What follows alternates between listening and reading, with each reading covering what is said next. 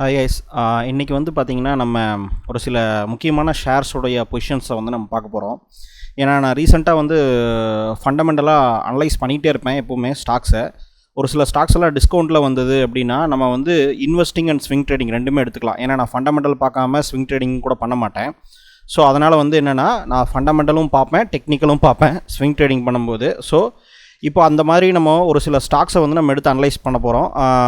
So நான் ஏற்கனவே analyse பண்ணிட்டேன், நான் உங்களுக்கு வந்து சொல்கிறேன். ஸோ இதெல்லாம் வந்து நீங்கள் பை பண்ணலாமா அப்படிங்கிறத நீங்கள் கன்சிடர் பண்ணிக்கங்க. ஃபஸ்ட்டு வந்து bank of Baroda. Bank of Baroda இன்றைக்கி இருக்கிற ரேட்டுக்கு வந்து சரியான ஏர்னிங்ஸ் ஈல்டு கொடுக்கக்கூடிய ஒரு ஸ்டாக். அதாவது வந்து ஒரு பெஸ்ட்டு வேல்யூஷனில் சேல் ஆகிட்டு இருக்கக்கூடிய ஸ்டாக்ஸ் வந்து பேங்க் ஆஃப் பரோடா. ஸோ கிளியராக பார்த்தீங்க அப்படின்னா பேங்க் ஆஃப் பரோடா வந்து பார்த்திங்கன்னா ஒரு ஹையர் லோஸ் ஃபார்ம் ஆகிருக்கு. அதே மாதிரி ஒரு டிமாண்ட் ஜோன் வந்து நமக்கு கிளியராக பாட்டமில் இருக்குது. அதே மாதிரி இப்போது ஒரு ரெசிஸ்டன்ஸ் ஜோனையும் பிரேக் அவுட் பண்ணியிருக்கு. சரிங்களா? இப்போ கிளியராக வந்து மார்க்கெட் வந்து ஒரு புல்லிஷில் வந்து கிளியராக இருக்குது, டெக்னிக்கலாகவும் ஃபிசிபிளாக இருக்குது. அதே மாதிரி ஃபண்டமெண்டலாக பார்த்தோம் அப்படின்னா ஃபண்டமெண்டலாக பேங்க் ஆஃப் பரோடாவை பொறுத்த வரைக்கும் கிட்டத்தட்ட பிஇ ரேஷியோ வந்து பார்த்திங்கன்னா 7.50 தான். அதனால் உங்களுடைய ரிட்டர்ன் வந்து ரொம்ப ஸ்ட்ராங்காக இருக்கும். ஸோ இந்த இப்போ இருக்கக்கூடிய வேல்யூஷன் வந்து one of the best valuation சொல்லலாம். பி ரேஷியோ கம்மியாக இருந்தால் மட்டுமே பெஸ்ட் வேல்யூஷன் நம்ம சொல்லிட முடியாது. அதில் நிறைய ஃபேக்டர்ஸ் இருக்குது. நம்ம வந்து என்னென்னா பி ரேஷியோவே நமக்கு இதில் பெஸ்ட்டாக இருக்குது அப்படின்னு சொல்கிறேன். ஸோ பி ரேஷியோ அதிகமாக இருந்தால் கூட நமக்கு வந்து ஒரு சில டைம் வேல்யூஷன் பெஸ்ட்டாக இருக்கும். அது எப்படிங்க அதிகமாக இருந்தால் பெஸ்ட்டாக இருக்கும்னா அதுக்கு வந்து நம்ம தெளிவாக வந்து பார்த்திங்கன்னா வேல்யூஷன், அதாவது அப்சல்யூட் வேல்யூஷன் அப்படின்னு சொல்லுவோம் ஸ்டாக்கில். ஸோ அந்த விஷயத்தை நீங்கள் பார்த்தீங்கன்னா தெரியும். இப்போ எக்ஸாம்பிளுக்கு நான் ஒரு கோர்ஸ் கூட கொடுத்துருக்கேன், ஈக்விட்டி வேல்யூஷன் மாஸ்டரி அப்படின்னு சொல்லி ஒரு கோர்ஸ் கூட கொடுத்துருக்கேன். ஸோ அந்த கோர்ஸை பற்றி இந்த வீடியோவில் கடைசியாக சொல்கிறேன் நான். ஸோ இப்போதைக்கு வந்து பார்த்திங்க அப்படின்னா இது வேல்யூஷன்லேயும் பெஸ்ட்டான ப்ரைஸில் இருக்குது. ஸோ பை பண்ணக்கூடிய பெஸ்ட் ப்ரைஸில் இருக்குது. அதே மாதிரி பார்த்திங்க அப்படின்னா ப்ராஃபிட் லாஸில் பொறுத்த வரைக்கும் கிட்டத்தட்ட இந்த லாஸ்ட் 12 மாதத்தில் மட்டும் பேங்க் ஆஃப் பரோடா வந்து ப்ராஃபிட் அப்படின்னு பார்த்தீங்க அப்படின்னா 62% வந்து இன்க்ரீஸ் ஆகிருக்கு. 62%ங்கிறது நார்மல் நம்பர் கிடையாதுங்க, பெரிய நம்பர். ஸோ பெஸ்ட்டாக இன்க்ரீஸ் ஆகிருக்கு. காம்பவுண்டட் சேல்ஸ் க்ரோத்தும் 33%, அதாவது லாஸ்ட் 12 மாதத்தில் இன்க்ரீஸ் ஆகிருக்கு. ஸோ இது வந்து one of the best sign. அதே மாதிரி பார்த்தீங்க அப்படின்னா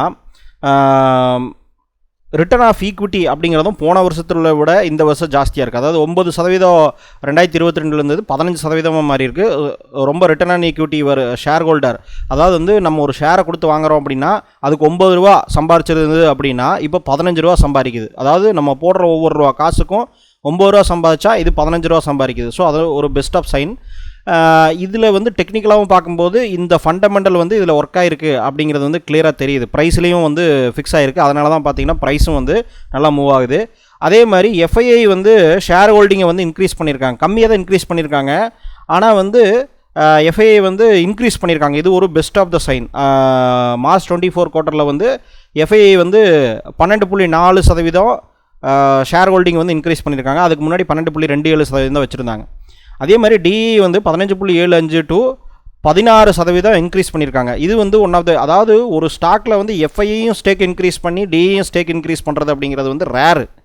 அந்த மாதிரி வந்து அவ்வளோ சீக்கிரம் நடக்காது, ஆனால் ரேர் கேஸ் இதில் நடந்திருக்கு. ஸோ எப்போவுமே பார்த்தீங்கன்னா எஃப்ஐஐ செல் பண்ணுவாங்க, டிஐ பை பண்ணுவாங்க, டிஐ பை பண்ணுவாங்க, எஃப்ஐஐ செல் பண்ணுவாங்க. இந்த மாதிரி தான் ஸ்டாக்லேயே நடக்கும். ஏன்னா அவ்வளோ ஹியூஜ் வால்யூம் வைக்க மாட்டாங்க. ஆனால் ரெண்டுலேயுமே வந்து பை பண்ணியிருக்காங்க அப்படின்னா அது வந்து ஒன் ஆஃப் த பெஸ்ட் சைனாக தான் பார்க்கணும். நம்ம நிறைய ஸ்டாக்ஸில் நம்ம பார்த்தோம் அப்படின்னு கேட்டிங்கன்னா ஒருத்தர் செல் பண்ணியிருப்பாங்க, ஒருத்தர் பை பண்ணியிருப்பாங்க. அதுவே வந்து நல்ல பாசிட்டிவ் சைன் தான். ஸோ இதை பொறுத்த வரைக்கும் ஃபண்டமெண்டலாகவும் இந்த கம்பெனி ஸ்ட்ராங்காக இருக்குது. இப்போ அடுத்து வந்து பார்த்திங்கன்னா JK Lakshmi cement. So cement company பொறுத்த வரைக்கும் நம்ம ஒன்று தேடிட்டு இருக்கோம், சிமெண்ட் கம்பெனி வேணும் அப்படிங்கிறதுனால. ஏன்னா இன்ஃப்ராஸ்ட்ரக்சர் செக்மெண்ட் அப்படிங்கிறது வந்து இந்தியாவில் க்ரோயிங் செக்மெண்ட்டு, ஸோ இம்பார்ட்டண்டான செக்மெண்ட்டு. ஸோ அதில் சிமெண்ட் கம்பெனியை பொறுத்த வரைக்கும் பார்த்திங்கன்னா ஜேகே லக்ஷ்மி சிமெண்ட் அப்படிங்கிறது வந்து இப்போதைக்கு வந்து நல்ல ஒரு டிமாண்ட் பொசிஷனில் இருக்குது. இப்போ டிமாண்ட் ஜோனை வந்து ரீச் பண்ணி இப்போ ஸ்டாக் வந்து டிமாண்ட் ஜோன்லேருந்து 2 தடவை ப்ரூவ் பண்ணியிருக்கு. இப்போ டிமாண்ட் ஜோனை ரீச் பண்ணதுக்கப்புறம் எகெயின் வந்து ஜம்ப் ஆகிருக்கு, திரும்பி டிமாண்ட் ஜோனில் வந்து கன்சல்டேஷன் ஆகிட்டு இருக்குது. ஸோ கிளியராகவே இது வந்து ஒரு சப்போர்ட் ஜோன் அப்படிங்கிறது வந்து நமக்கு கிளியராக தெரியுது. ஸோ இந்த சப்போர்ட் ஜோனில் வந்து பார்த்திங்க அப்படின்னா நம்ம வந்து என்ட்ரி ஆகிறதுனால நம்மளுடைய ரிஸ்க் ரிவார்ட் ரேஷியோ ஜாஸ்தியாக இருக்கும். ஸோ இந்த இடத்துல நம்ம என்ட்ரி ஆனோம் அப்படின்னு கேட்டிங்கன்னா நம்ம அடுத்து ரிஸ்க் ரிவார்ட் ரேஷியோ ஜாஸ்தியாக இருக்கும். அதே சமயத்தில் லாஸ் ஆகுது அப்படின்னாலும் இந்த பொசிஷனையே நீங்கள் வந்து பாட்டமாக வச்சு கட் பண்ணிடலாம். ஸோ அதனால் உங்களுக்கு வந்து ரொம்ப பெஸ்ட்டாக இருக்கும் இந்த ஸ்டாக்குடைய ஃபண்டமெண்டல் பார்த்தோம் அப்படின்னு கேட்டிங்கன்னா ஜேகே லக்ஷ்மி சிமெண்ட்டுடைய எஃப்ஐஐ ஹோல்டிங் பொசிஷன் பொறுத்த வரைக்கும் எஃப்ஐஐ வந்து ஸ்டேக் இன்க்ரீஸ் பண்ணியிருக்காங்க, டிஐ வந்து குறைச்சிருக்காங்க. ஆனால் எஃப்ஐஐ வந்து இன்க்ரீஸ் பண்ணியிருக்கிறது ஒரு நல்ல ஒரு சைன். டிஐ வந்து டிக்ரீஸ் பண்ணியிருக்காங்கன்னா அவங்களும் ஒரு 1% தான் டிக்ரீஸ் பண்ணியிருக்காங்க, 1% ஸ்டேக் தான் குறைச்சிருக்காங்க. ஆனால் ஹிஸ்டாரிக்கலாக பார்த்தீங்கன்னாலும் அவங்க அதே பொசிஷனை தான் மெயின்டைன் பண்ணிகிட்டு இருக்காங்க. கிட்டத்தட்ட ஹிஸ்டாரிக்கலாகவும் டிஐ வந்து இந்த ஸ்டாக்கில் வந்து ஒரே சேம் லெவல் பொசிஷனை மெயின்டைன் பண்ணியிருக்காங்க. இன்னொரு இம்பார்ட்டண்ட்டான ஒரு பொசிஷன் என்னென்னா ப்ரொமோட்டர்ஸ் வந்து ஸ்டாக் இன்க்ரீஸ் பண்ணியிருக்காங்க. ப்ரொமோட்டர் வந்து 46%லேருந்து 46.34 இன்க்ரீஸ் பண்ணியிருக்காங்க. அதாவது கொஞ்சம் 0.04% தான் இன்க்ரீஸ் பண்ணியிருக்காங்க. ஆனால் அது ஒரு பெஸ்ட் சைன், ப்ரொமோட்டரே ஸ்டாக்கை இன்க்ரீஸ் பண்ணுறது. ஸோ மார்க்கெட் கீழே வரும்போது ஸ்டாக்கை இன்க்ரீஸ் பண்ணியிருக்காங்க அப்படின்னா அது ஒன் ஆஃப் த பாசிட்டிவ் சைனை கொடுக்குது. ஸோ அதே மாதிரி சேல்ஸும் நல்லாயிருக்கு. ஸோ இந்த கம்பெனியோடைய வேல்யூஷன் வந்து ஒன் ஆஃப் த பெஸ்ட்டாக இருக்குது. மற்ற சிமெண்ட் கம்பெனியை கம்பேர் பண்ணும்போது வேல்யூஷன் வந்து பெஸ்ட்டாக இருக்குது. ஸோ இதை வந்து நீங்கள் கன்சிடர் பண்ணலாம். ஏன்னா இப்போதைக்கு நம்ம கரெக்டாக டிமாண்ட் ஜோனில் உட்காந்துருக்கு. ஸோ அதனால் வந்து இதோடைய ரிஸ்க் ரிவார்டு ரேஷியோ கொஞ்சம் ஸ்ட்ராங்காக இருக்கனால இதை கன்சிடர் பண்ணுறோம். அதுக்கப்புறம் one of the important stock நான் சொல்கிறது வந்து இண்டஸ்இண்ட் பேங்க். இண்டஸ்இண்ட் பேங்க்கும் ஆக்சிஸ் பேங்க்கும் one of the important stock. இப்போ வந்து நம்ம அந்த பேங்கிங் செக்டரில் கன்சிடர் பண்ணணும்னா இது ரெண்டே கன்சிடர் பண்ணலாம். ஏன்னா இண்டஸ்இண்ட் பேங்க் வந்து இப்போ டெக்னிக்கலாக வந்து பார்த்திங்கன்னா சப்போர்ட் ஜோன் கிளியராக இங்கே ஃபார்ம் ஆயிடுச்சு. ஸோ இங்கேருந்து ஜம்ப் ஆகுது. ஸோ இது வந்து நம்ம ஒரு பெஸ்ட்டு ரிஸ்க் ரிவார்டு ரேஷியோக்கு வந்து எடுத்துக்கக்கூடிய சான்சஸ் வந்து பெஸ்ட்டாக இருக்குது. ஸோ அதே சமயத்தில் வந்து பார்த்திங்கன்னா இண்டஸ்இண்ட் பேங்க் வந்து ஒரு நல்ல ஒரு ப்ராஃபிட்டபுளான ஒரு பேங்க்கு. ஸோ ஃபண்டமெண்டலாக பார்த்தோம் அப்படின்னா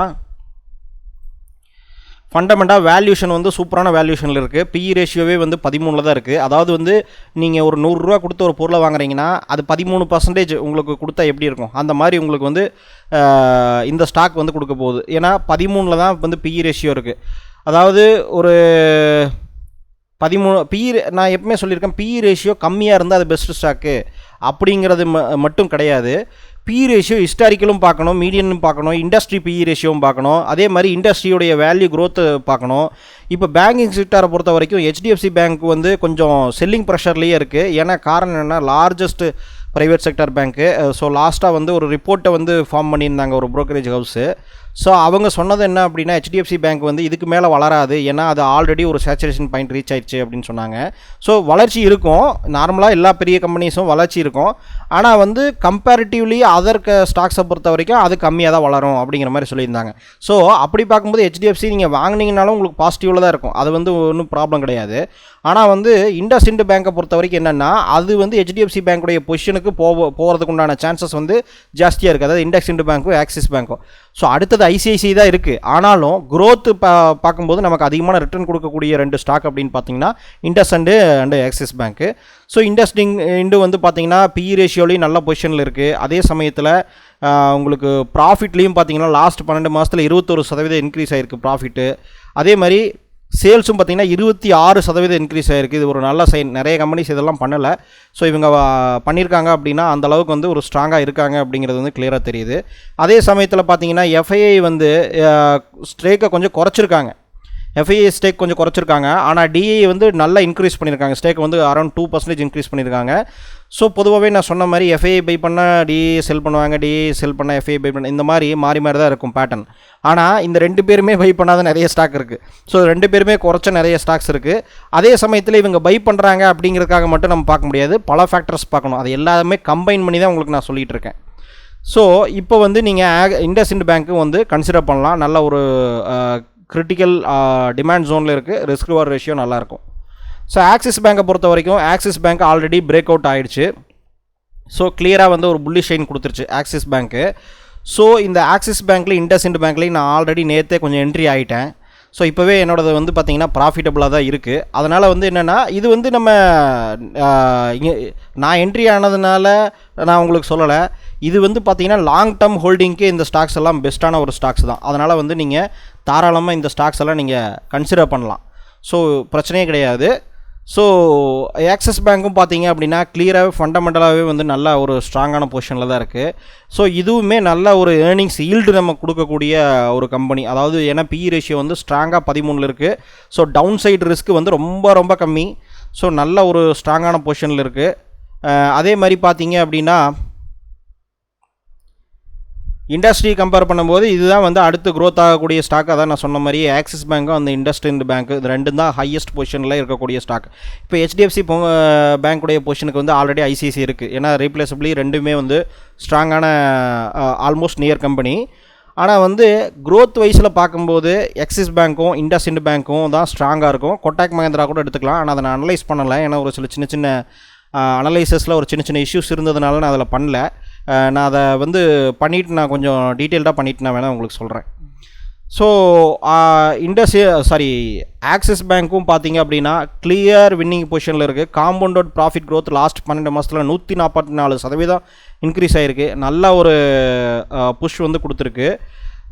ப்ராஃபிட்டில் வந்து கிளியராக வந்து ஷோ பண்ணியிருக்கு அதோடைய டாமினேட்டட் பொசிஷனில். அதே மாதிரி காம்பவுண்டட் சேல்ஸ் க்ரோத்தும் பார்த்தீங்கன்னா லாஸ்ட்டு 12 மாதத்துக்கு 29% இன்க்ரீஸ் ஆகிருக்கு. இது வந்து கம்பேரிட்டிவ்லி வந்து இண்டஸ்இண்ட் பேங்கை விட ஆக்சிஸ் பேங்க் வந்து க்ரோத்தில் வந்து ஜாஸ்தியாக இருக்குது. ஸோ அதனாலேயே கிளியராக வந்து ப்ரைஸ் சிக்னலும் நமக்கு வந்து கிளியராக வந்து பிரேக் அவுட் காமிச்சிருக்கு. ஸோ அதே மாதிரி பார்த்தீங்க அப்படின்னா எஃப்ஐடி பொசிஷன் பார்த்தோம் அப்படின்னா எஃப்ஐஐ வந்து கொஞ்சமாக ஸ்டாக்கை வந்து குறைச்சிருக்காங்க. ஆனால் டிஐ நல்லா இன்க்ரீஸ் பண்ணியிருக்காங்க. ஸோ கிட்டத்தட்ட 2% வந்து டிஐ இன்க்ரீஸ் பண்ணியிருக்காங்க. அதனால் நல்ல ஒரு சைன். அதே மாதிரி ப்ரொமோட்டர் ஹோல்டிங் வந்து பார்த்திங்கன்னா 0.02% இன்க்ரீஸ் பண்ணியிருக்காங்க. பொதுவாக வந்து 0.01% ப்ரொமோட்டர் இன்க்ரீஸ் பண்ணாலும் அது வந்து ஒரு நல்ல சைன் தான். ஆனால் அதர் ஃபேக்டர்ஸ்லாம் பார்க்கணும். ஸோ அதர் ஃபேக்டர்ஸ்லாம் பார்க்கும்போது இது ரெண்டுமே நல்ல பொசிஷனில் இருக்குது. ஸோ இந்த நான் சொன்ன 4 ஸ்டாக்குமே நீங்கள் வந்து கன்சிடர் பண்ணலாம். இது வந்து லாங் டேர்முக்கு சூட் ஆகும், ஷார்ட் டேர்முக்கு சூட் ஆகும். ஏன்னா ஷார்ட் டேர்மில் நான் பார்த்துட்டு தான் உங்களுக்கு லாங் டேர்மும் சொல்கிறேன். ஏன்னா ஷார்ட் டேர்மில் தான் நம்ம கொஞ்சம் ஸ்விங் ட்ரேடிங்ஸ் இதெல்லாம் பண்ணுறதுனால கொஞ்சம் ஷார்ட் டேர்ம் ப்ராஃபிட் வேணுங்கிறதுனால நம்ம ஷார்ட் டேர்மாக ஃபோக்கஸ் பண்ணுறோம். நீங்கள் எப்பவுமே ஸ்விங் ட்ரேடிங் பண்ணுறீங்கனாலும் சரி, நார்மலாக லாங் டேர்ம் ஹோல்டு பண்ணுறீங்கனாலும் சரி, நீங்கள் வந்து எப்பவுமே ஒரு 4-5 ஸ்டாக்ஸை சேர்த்து வாங்க, டைவர்சிஃபை பண்ணி வாங்குங்க. இப்போ வந்து பேங்கிங் செக்டரில் நம்மளோட வெயிட்டேஜ் அதிகமாக இருக்குது. இந்த 4ஐயும் வாங்கினீங்கன்னா அது பரவாயில்ல, ஆனால் டைவர்சிஃபைடாக இருக்குது. அதனால் வந்து நீங்கள் இந்த 4த்துலேயுமே ஒவ்வொன்று கூட வாங்கி வைங்க. ஸோ அந்த மாதிரி நீங்கள் பிளான் பண்ணுங்கள். ஒரே ஒரு ஸ்டாக்கில் டம்ப் பண்ணாதீங்க எல்லா அமௌண்ட்டையும். ஸோ இந்த மாதிரி நீங்கள் பை பண்ணி வைங்க. ஸோ நெக்ஸ்ட் அனலைசஸில் நம்ம பார்ப்போம். ஸோ அதே மாதிரி நெக்ஸ்ட் அனலைஸ்லேயே நான் சொல்கிறேன். ஸோ நம்ம பார்ப்போம் கூடிய சீக்கிரத்தில்.